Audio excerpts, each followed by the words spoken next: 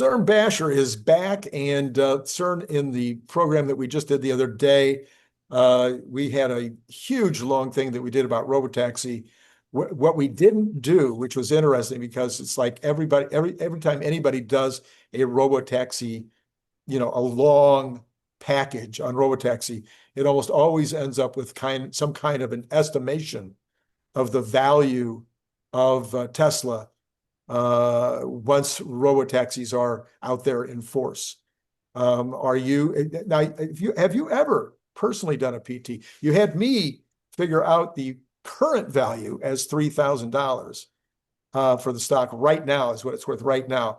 Yep. Have you ever put a PT for the end of the decade, or for the end of 2026 or anything like that? So I'm not a price target person, You're not a price target person. Yeah. but price targets do fall out of the model, right? They Right, are there. right, The purpose, by the way, for my models is not for me to try to predict the price of Tesla at a given point in time, because I recognize that there's a certain madness to the markets, right. and Yes. the price targets are kind of, separated really from reality in some ways, right? Yeah. All kinds of stuff going on in the economy and so on that affect the markets. But my purpose is really to look at a company and figure out what the value drivers are, Mhm. use the model to help determine that. And particularly the reason for sharing it is to allow people to run their own numbers. And I think we've been transparent enough in presenting the model Mhm. that people can put in their own assumptions. Right, Even if they were to say, oh, I think that it's 10% of what CERN and Randy think it is, then right. there you go, there's your number, Yeah. right? Or you can get more granular and build it up from the ground up and calculate your own numbers. That's kind of the reason that I share that, not so much for putting out a price target so that later I can come back and say, see what I said 4 years ago? Yeah. You know, Yeah. my 2030 number or whatever, 5 years from now. That's not the reason I do that. Um, so a long-winded way of saying that price targets are in there. They come out of the model, Right. right? And if you believe that robotaxi will be successful to any level, the the stock will do just fine. Yeah. Yeah. Yeah. Right. Right. Yeah. It'll be yeah. And then on top of that, if you believe that Optimus will be successful, then things get nutty. Yeah. And I've been called all kinds of things by all kinds of people for my Optimus numbers. And then further, now there's a third massive AI-powered business that I think that I underestimated, and with the help of Brian Wang, he's opened my eyes to it. Yeah. Finally got me off zero and actually built the model for it, is robo trucking. Right. Because each truck is about 10 times as profitable as a robotaxi. Right. So if you have 500,000 robotaxis, you only need 50,000 trucks for the equivalent amount of profit. Right. And 50,000 trucks, by the way, is the capacity of the new factory that they're building. Right. So in a couple of years, they could easily have that many out there, and then 50,000 a year going forward. And so that's a big business opportunity that I think most people, I would wager to say 99.5% of Tesla investors are not really thinking about. Yeah. And when you own a company, you're constantly in this, at least a manufacturing business. I guess it wouldn't be as true for services, although it is to a certain extent. But you're constantly in this battle of whether to make it yourself, have somebody else make it, whether to buy trucks for deliveries and pickups and service or whatever, or not own your own fleet, to hire it done. You have this vertical question going on all the time. In fact, I wrote a piece for Inc. magazine years ago called "From Virtual to Vertical." And because I had taken my company from being a completely virtual company without a building or any employees, everything was being done for us, to 100% vertical within about 2 years, Mhm. because of some of the reasons that most people don't think about, which are quality, not necessarily price. Because sometimes somebody can make, because they make so many of them, and you're not going to make as many, you can't make it as cheaply as the supplier can make it, but they can't get it to you at the quality that you need in order to satisfy the customer that you're thinking about. So there's a whole bunch of reasons for going vertical. And Elon Musk's, Tesla has been like an masterclass in deciding to go vertical. Well, that's going to be true with regard to this for all these companies like Pepsi. When these trucks start to become self-driving as well as electric, will Pepsi even want to own a fleet if Tesla can provide the service at way less than what it was costing them to own the fleet? Yeah, no, I think that's a really good point, and the answer is no. I mean, why would you want to have an asset heavy business when you could have an asset light business, right? That is less capital intensive. That's the definition of asset light, and particularly if it just works. Right? Why would you want to burden yourself with that? And there's going to be no advantage. In fact, running your own fleet may have a disadvantage at some point because if your competition, Yeah. let's just look at Coke and Pepsi. Let's Yes. say Pepsi farms it out to Tesla and Coke doesn't. Right. Pepsi could actually then have an advantage. Right. They can do it more cheaply, more efficiently, etc. Mhm. So that's going to be an interesting thing to see how that flips for companies. Because a lot of these big companies actually are major trucking companies in Yeah. their own Yeah. right. Serious. Yeah. Huge. So I have another one for you, and maybe in your spare time when you don't have anything to do, and maybe you've already done this, and I just don't remember. But I have two things that I've been putting out there in term of things that nobody's putting into the price for next year, that or nobody's putting into the profits for 2026 for Tesla. And one of those is the Optimus labor reduction. I put the value per shift at around $80,000. Mhm. One laborer costs about 80,000. That's a $30 an hour worker, $25 an hour worker, all inclusive, but not all the 20 things or 40 things that you and I came up with a couple of years ago, Yeah. like not needing as many people in HR, et cetera, and not needing as many managers. So the Optimus one Optimus replaces an $80,000 shift worker. If Tesla has mostly 3 and 4 shifts, so even if you only have two, you're looking at it's either worth 160,000, 240, or maybe even as much as 320,000. So now you get 5,000 of those things out throughout the factories, and all of a sudden you're talking about $500 million a year, maybe $1 billion a year of cost savings, which is straight to the bottom line. That's And 30 cents a share if it's a billion. get those into suppliers too, and you magnify that. Right. Yeah. So I don't know if you've done those same numbers, or maybe you want to do those numbers someday and see if you come out the same place that I do, but that's roughly what I'm looking at for next year, just for 5,000, could be $1 billion a year of cost of goods savings. Now, Yeah, okay, go ahead. I'm with you. I'm with you in principle. I'm not sure that next year is the timing on that. But I guess the point is if they're going to make 5,000 at some point, and originally it was going to be by the end of this year they'd have 5,000, right? And the goal Right, originally was 10, but 5 right. to 10. That now seems to be taken off the table. So at some point they're going to have 5,000. And I guess you're saying by the end of 2026 are going to be there. I'm Uh, saying, I'm saying the first quarter, they will make at least 5,000. By the end of the year, they probably have 10,000 deployed. uh, So maybe over the course of the year, it's an yeah. average of five. Yeah. So yeah, so I think the timing is interesting. The timing is probably right to really start to think about that. And so yes, I will dig into that and see if I can support your numbers, Randy. Then the other part of that is on the the trucks. So Tesla obviously has a massive freight bill. Mhm. I think my freight bill when I had my manufacturing business was about my third highest expense after rent and electricity. So if Tesla all of a sudden has their own trucks and they start replacing their common carriers with their own trucks, the amount of savings is, you already have a savings by running your own fleet usually, okay, even though again, it's asset intensive. But now you're not only running your own fleet, but you're running it on electricity and you're running it autonomously. And maybe your electricity is coming from solar and batteries that you supply yourself. So you might be talking about 50, 60, 70%. And I've never run those numbers yet to see exactly how much save, and you've just run them for the potential Tesla fleet. So you might have those handy. If Tesla was to take 5,000 of their first 50,000 trucks that they make and just use them internally, what would that mean to cost of goods next year?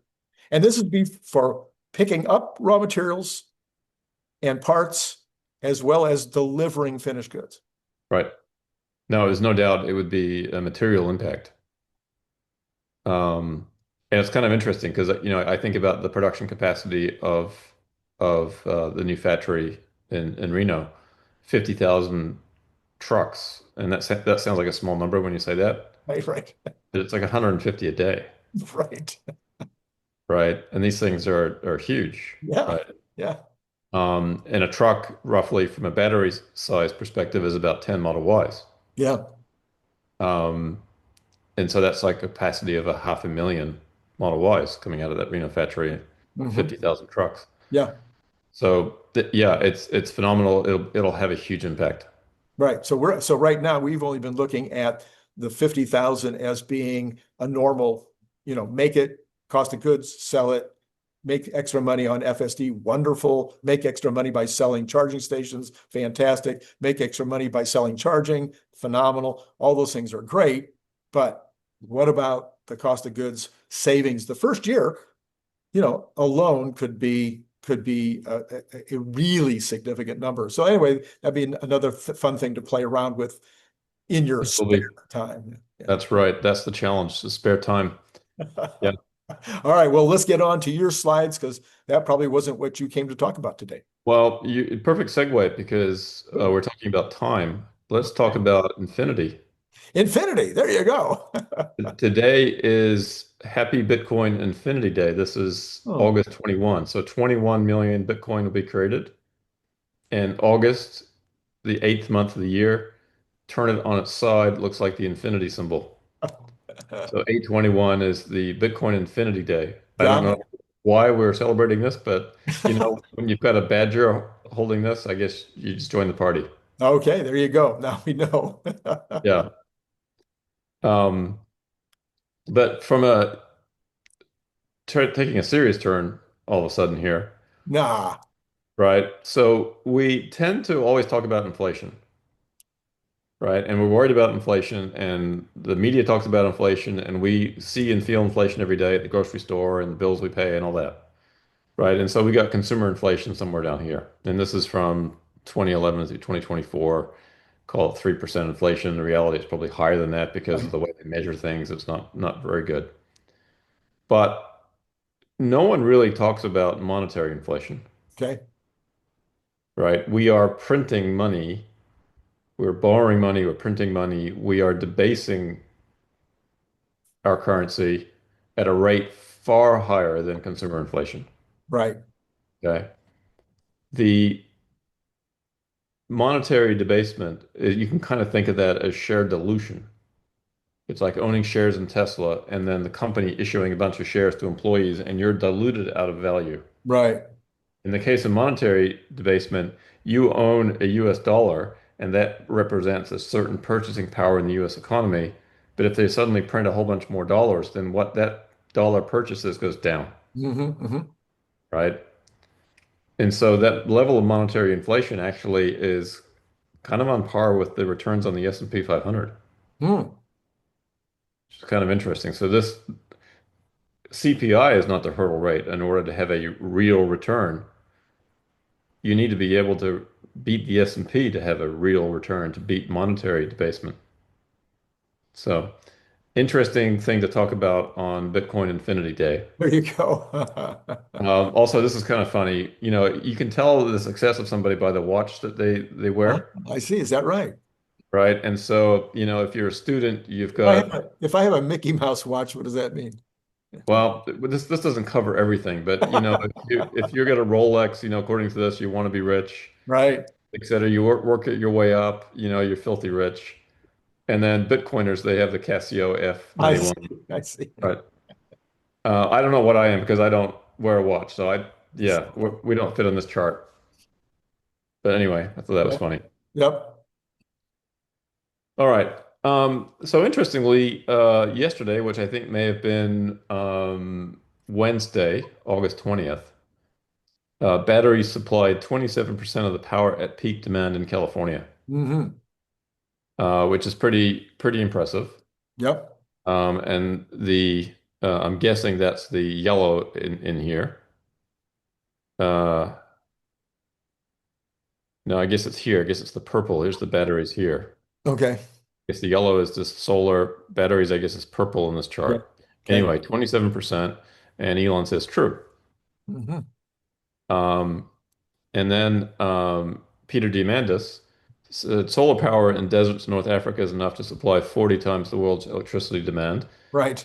Elon says true, simple math. Even a patch of Spain could power all of Europe with solar. Right. And then he says, to be clear, I mean solar plus batteries, not Sure. just solar. Hmm. And then he goes on, he says, the entire Starlink constellation of over 7,000 satellites, which go through Earth's shadow many times per day, are just powered by solar and batteries. Right. And he says, and Earth is just a giant satellite. This is true. Yeah. There were some funny comments on this. It's like, wow, it blew my mind here, you know. Yeah. Um, okay, but then we get this. Okay. And so, Randy, I want you to help me understand what's happening here. So we've I'm got not, Trump I'm not going saying, to be able, I'm not going to be able to. yeah. Go ahead. So we've got Trump saying that any state that is built and relied on windmills and solar for power are seeing record-breaking increases in electricity and energy costs. The Yeah. scam of the century. We will not approve wind or farmer-destroying solar. The days of stupidity are over in the USA. I got. Um, so that's that. Yeah. And then Phil, our friend Phil, Yes. says 45% of the U.S. corn farmland goes into ethanol production. And yet, if these farmers simply remove the corn and replace it with solar, it would yield about 30 times the energy output. Yeah. Yeah. In Right? fact, in fact, I forget. I did a post on this like 2 or 3 weeks ago. A very, very small amount of the land that we currently have for ethanol producing corn would power the entire United States. Yeah. Yeah. So I was hoping you could help me understand. I can't. I can't. Yeah. It's so frustrating to be a person who is looking at what I consider to be a time of giants, meaning Trump and Musk at the top of the ladder for these giants, but then putting people like Jensen and JD and Besant and some of these other individuals. Uh, I just feel it's almost like the founding period of America to have this many amazing individuals kind of all on the same page, and to have Trump and his entire group so far off on this electric vehicle and electric grid uh, situation. I know that there's going to be a base issue here.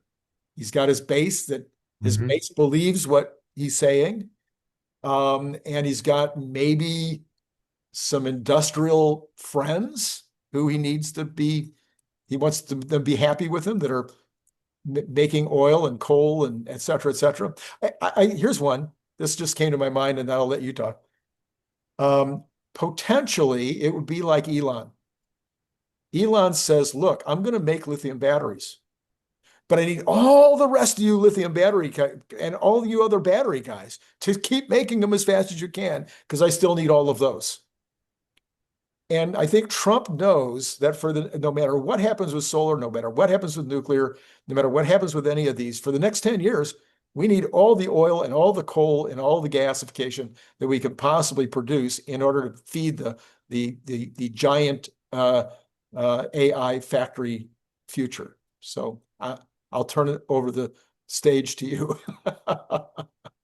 Yeah. It's a frustrating one, isn't it? Because we all see the need for massive amounts of energy. Long term, it's pretty obvious we want that to be as clean as renewable as possible, right? Even if in the short term we need to pump as much oil as we can, Right. right? Um, yeah. Anyway, that's frustrating. It is Um, frustrating. I guess I'm chalking it up to kind of a political situation that they find themselves in, just like you mentioned. Um, at least I hope it's that, and that's disappointing enough.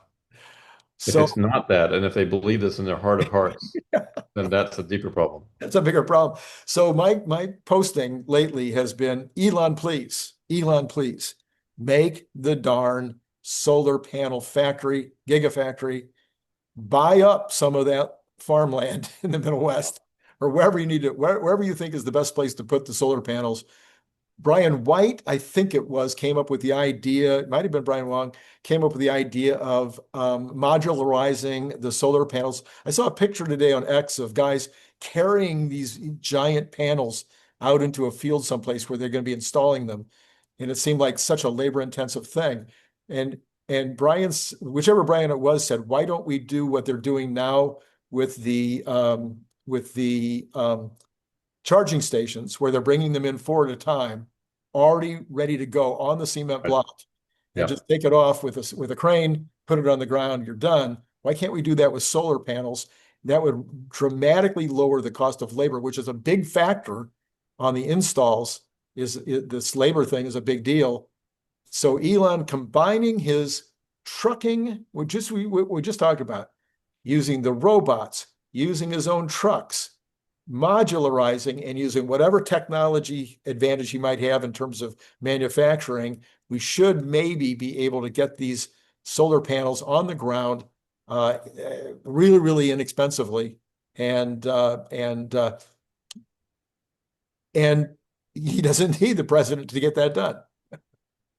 Yeah, ultimately that's the answer is just to find a way to Yeah, do it. yeah, Yep. All right. Well, speaking of finding a way, we've got this cartoon.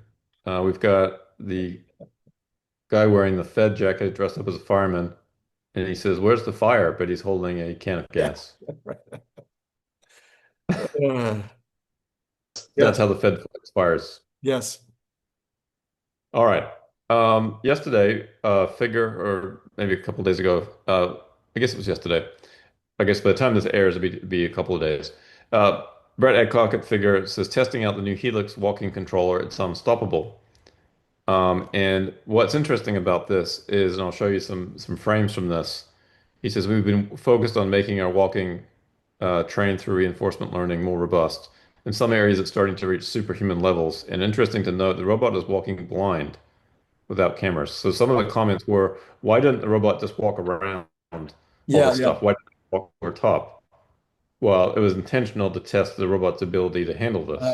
Yes, Right? And I think most humans would have difficulty walking through a pile of jumble like this. right. And there's a couple times when here's a figure actually is walking on top of a fluorescent light fixture Uh-huh. with the bulbs, I guess, still inside because it explodes under his weight here. Yeah.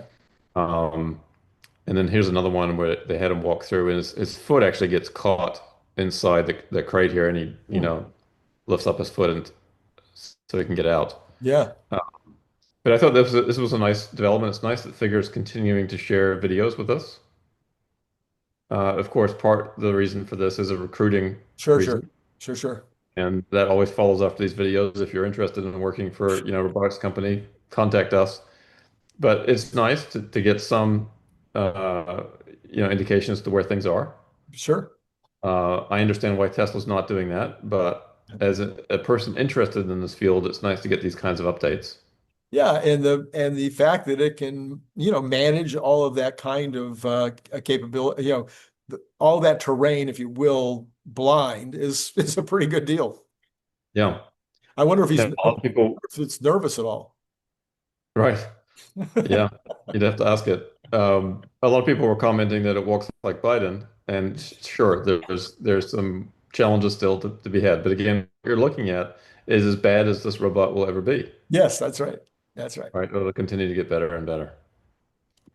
All right. We have a theme with the cartoons today, Randy. Okay, okay.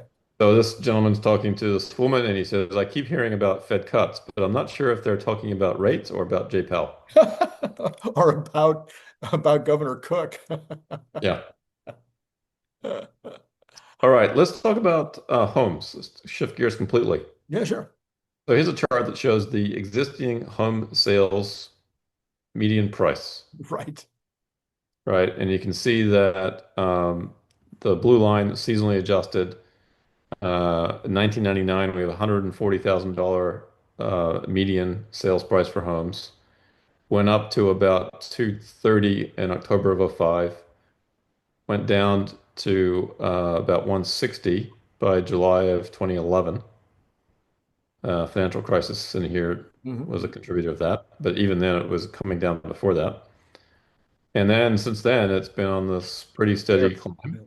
And then it's accelerated from May 2020, pandemic times, massive acceleration. And to our earlier discussion about debasement, here's an example of that, right? All that money that was printed had to go somewhere. And a Mhm. lot of it went into stocks, a lot of it went into real estate, right? And Yep. so for the people that own the homes, that's great. Yep.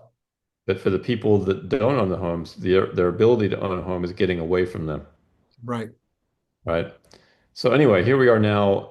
This is as of June 2025 at $415,000 average sale price. Right. And interestingly, on top of that, we have now the highest inventory of new single-family homes for sale since October of 2007. Hmm. Hmm. So we've had some massive swings in the home market over the last, call it 20 years. Oh yeah. Yeah. Well, of course, pretty much we always have, at least, in the US and in particular here in California, actually in Florida as well, some pretty massive swings. They tend to be kind of leading indicators. Las Vegas has become a leading indicator, Austin. Yeah. But you have a particularly interesting year this year, in that this is really the first time since the crisis, since the 2008, where you have significant inventory. Yeah. It has been short inventory year after year after year after year. It's been the the challenge has been to find a house that you could buy, period. Put in your bid and hope that you got the bid. Write a letter to the owner, hoping that a love letter to the owner would help you get the bid. Yeah. Now, this year, we've had this kind of flip a little bit, even though interest rates are still pretty much what they were last year. I think uh, we ran out of people that could afford to spend that amount of money per month. And you also got people for the first time just a little bit jittery about their future. And you combine those two things, and I think that's what you got this year. And I think that's evidenced by this chart, perhaps, that's Okay. showing the home sellers outnumber buyers by nearly 500,000. Right, So the number of sellers has skyrocketed, although again, lower than where it was before the pandemic. Like we're still right, not back to normal here. right, And then the buyer side has fallen off a cliff. right, And of course, during the pandemic, buyers dropped, and then we had the cocooning effect. Everybody wanted to be in a home, so the buyers massively increased. No one wanted to sell, so we right. had massive disconnect in the market, which drove up prices. Things kind of came back into equilibrium here for a couple of years, maybe, but then we've got this big disconnect again, Right, right. right? So what will happen then, of course, is home prices will likely have to fall to bring that back into equilibrium. They are falling already a little. Yeah. And this is home prices fell in a record 39 major US metros in July. Hmm. Hmm. So we're starting to see some declines there. And then one of the reasons why there's been a bit of a buyer strike is because home affordability is pretty poor. So this shows the qualifying income needed is 130,000, but the median income at 83. So they've got this big disconnect, 60% difference. One of the Uh, things that none of these charts show, and in fact, I haven't seen any of the 𝐒𝐭𝐵𝐼𝐶's or any of these guys come out with a chart about this, is that because of regulations and because of permitting costs, it has become really, really dumb for most home builders to build inexpensive homes, mm, because you have the same permitting costs and the same regulations, everything that for an expensive home as you do for an inexpensive home. And so mm. it's smarter to make the margins that you can make on the expensive home. So we've got a little bit of a disconnect now where the 30 somethings that are finally maybe thinking they want to buy a home, even the ones that are available, the ones that are currently on the market, are the higher priced luxury homes, not the starters. Interesting. Yeah. Yeah. And then housing cost as a percentage of median household income, 30% is considered to be kind of the ideal. Right. And we're up here now pushing almost 50. Yeah, and I would clap back just a little bit on this one too. The 30% number is old news. That's never going to be, well, not never going to be true again. It's not going to be true in the short term, but Yeah, 40% is probably a little more realistic. sure. Yeah. And we were at 40%, um, you know, 3 or 4 years ago. Hmm. It bounces around a bit, but certainly lower interest rates would be a welcome sign here. Right. And then speaking of interest rates, this is the Bloomberg Barclays US Corporate Bond Index. And this is showing the spreads between corporate bonds and treasuries. And basically, we are at 73 basis points, which is as low as we've been for a long, long time. I think this shows it here. This is Yeah. the lowest since 1998, Yeah. right? So what this is telling you is that bond investors, they're not too worried about the risks with corporate bonds relative to treasuries, right? If Right. treasuries are the risk-free asset. Now, what this may be showing you is that the risk on the treasuries has gone up. Right. So, the absolute level is higher, but still, I mean, relatively speaking, the treasury is less risky than most corporate bonds. Um, It so can this is also, interesting. I'm not totally sure what to make of this. I'm a little bit worried about complacency here. yeah. So there's also supply demand issues.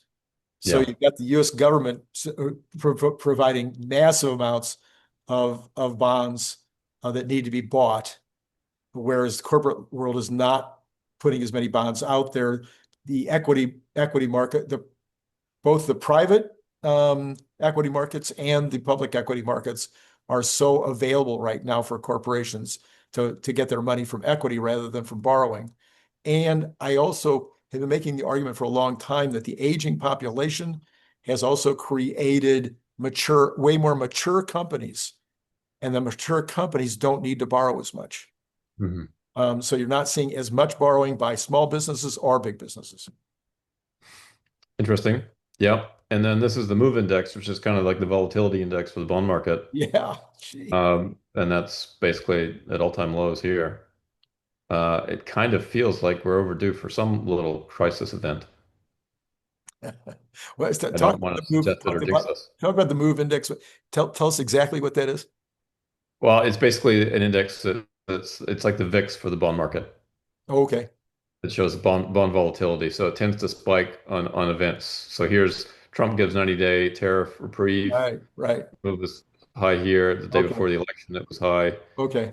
Here was 5% 30-year yield, which is a 16-year high. So that was big here. Here's the Silicon Valley Bank failure, Yeah. Yeah. right? So you got some disruption in the bond market. So different events tend to sort of spike this volatility index. It's just a kind of measure of, risk in the bond market. So if the volatility is down, if it's similar to the VIX, is it similar in the same way? Would this being down at this low point indicate that it's more of a risk on for the bond markets right now? And that You could might say that, or perhaps you could look at it another way and say that people perhaps are being too complacent. too complacent. Um,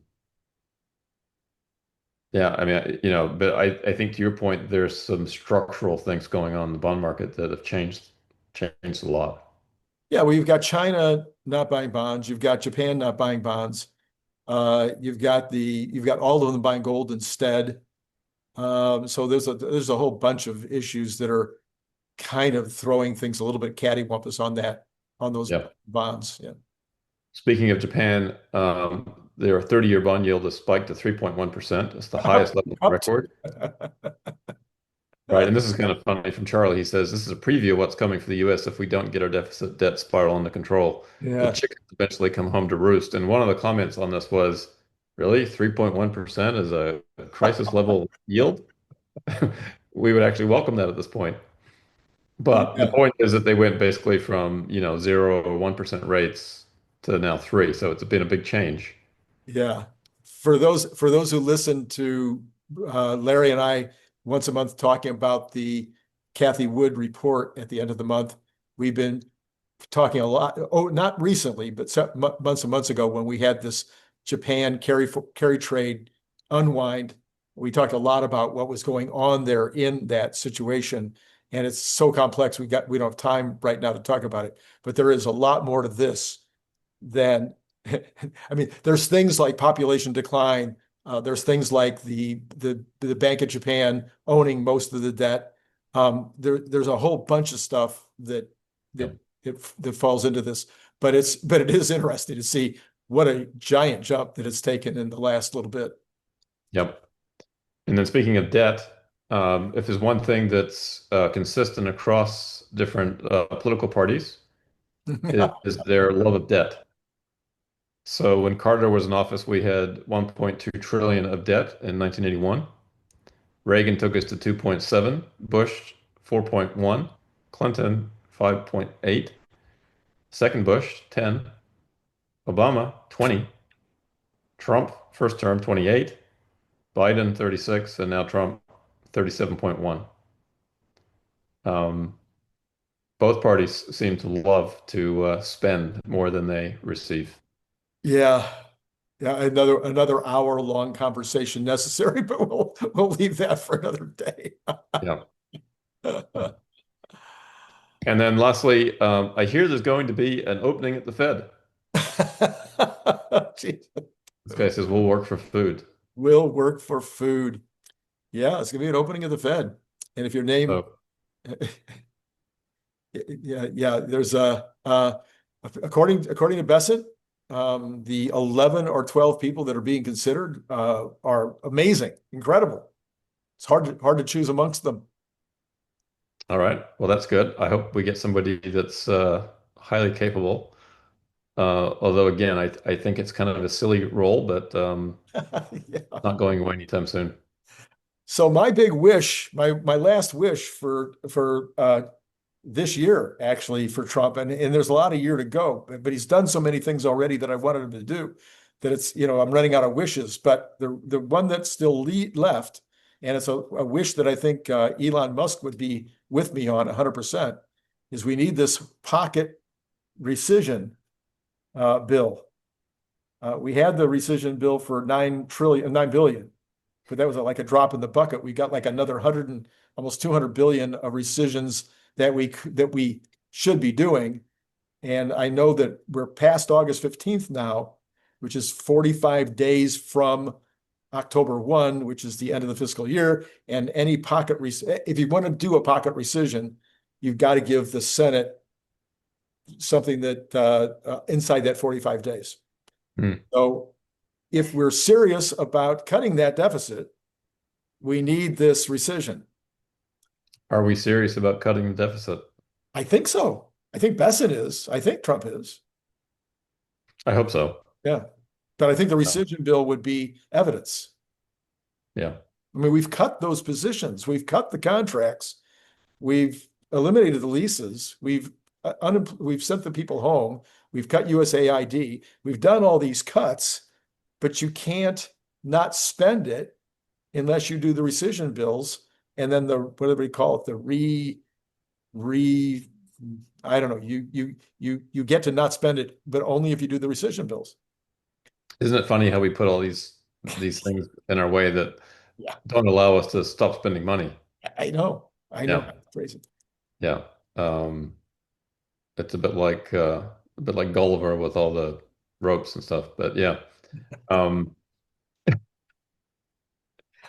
yeah, I don't know, Randy. At this point I'm pretty jaded in terms of Okay. my expectations around all this.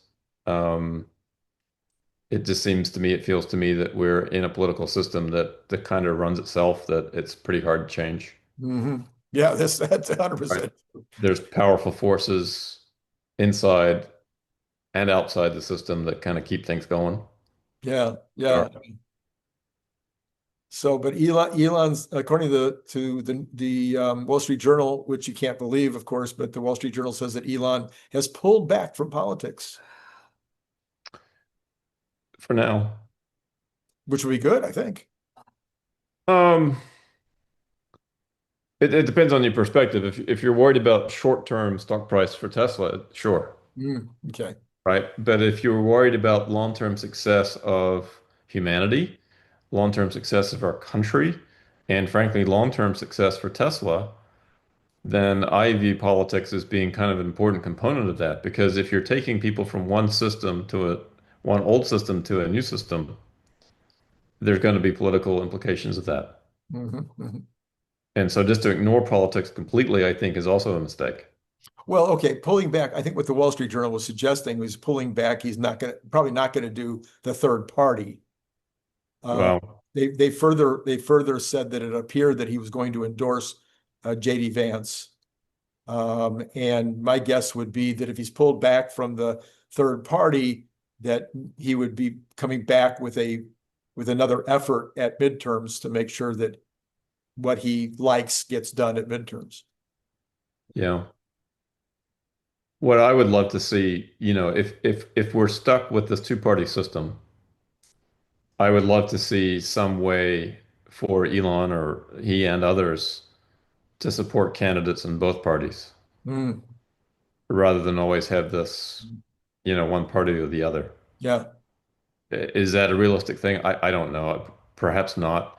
Although it's interesting when you look at the Bitcoin community, and I believe, I'm not sure if I get these numbers right, but my belief as my recollection was that they supported something like 45 candidates in Mm, both parties, mm. and all 45 of them were elected, Wow. right? So they were very successful in getting people on both parties to support Bitcoin. And to me, Elon maybe has an opportunity that's similar in terms of get people to support, the things that Tesla is pushing for, Right. Right. right? Sustainable energy, autonomy, humanoid robots, making sure that America is a manufacturing powerhouse, Mhm, mhm. all these different things that are part of it. That's that would be my wish for how Elon could spend his time in politics. Right. Yeah, I've been also on another subject closely related. I've been going against my base because I think most of my base doesn't agree with me on this in saying that we're going to have to do a significant rejiggering of our immigration policy in order to get us back to at least 1.5 million, 2 million coming into the country per year, Yeah. or because we're not making babies. We talked about that. So if we're not going to make enough babies, then we can become Japan and have our economy go into a complete flat line for 40 years, which is what's based. Do you remember when Japan was going to take over everything? They were going to be running everything because they were buying everything in the world. And then, of course, they had no babies. And then 40 years later, they're right where they were 40 years ago. They Um, sell more adult diapers than baby diapers. they Please don't talk about adult diapers to a guy that's 77. Okay. So anyway, I'm saying, we need immigrant. Nobody, the Republicans have been saying forever, we want immigration. We want it done the right way. Right. So now I think that needs to be put back on the table. I don't think we can continue to deport solid citizens who've come here illegally at least at big numbers. You can't deport 20 million people. Yeah, to me, I'm talking economically, forgetting right. Yeah, less no, people. you're right. From an economic perspective, it's also from a kind of humanitarian thing. Like if somebody came here illegally, they had kids, the kids have lived in the United States their whole lives, it seems kind of cruel to send them somewhere else. Right. Even though technically, right, whatever. But yes, from an economic standpoint, we need to look at it that way. We also need to make sure that we're attracting the best and the brightest. Right. And I feel like some of those programs, the limitations on them don't allow us to do that at scale, Hmm. Hmm. right? I don't know why it's so limited. Um, so to me, that there's a lot of just common sense immigration policies that need to be considered. Yeah. Okay. So Mr. President, if you're listening, and I know you do, we need two things from you. We need a new immigration policy soon, not later. We need to start doing it now. And number two is we need you to come around with us on solar. And preferably also BEVs. We don't need any new $7,500 discounts. We just need the president to be using his bully pulpit to say electric cars are wonderful and let them compete on their own grounds. Tesla is the most American manufacturing firm there is. Like, 100%. what the heck, Yeah. right? Yeah. Support your own, companies, hiring American workers, building things here, investing in the United States. Yep. It's a no-brainer. Yeah. It's a no-brainer. Hear that, Mr. President? So I'm on your team 100%, but those are just two things I'd like you to do just to, get the rest of it right. CERN, you got any last thoughts for the assembled crowds? I think that's it. You think that's it? That's it. Well, CERN has turned in his chapter. He's got chapter 1 in the new book, Setting the tone for the entire book. setting the tone for the entire book. So we're hoping that it's really, really good so that you'll get to chapter 2. But CERN, that was a lot of pressure, that you have to. Well, I'm hoping that the editors of the book will go through it very carefully and make any necessary adjustments. All right. Okay. Then we'll see what happens. All right, CERN, thanks as always for being on board. And to all of you out there, it's been amazing talking to you. Thanks, Randy.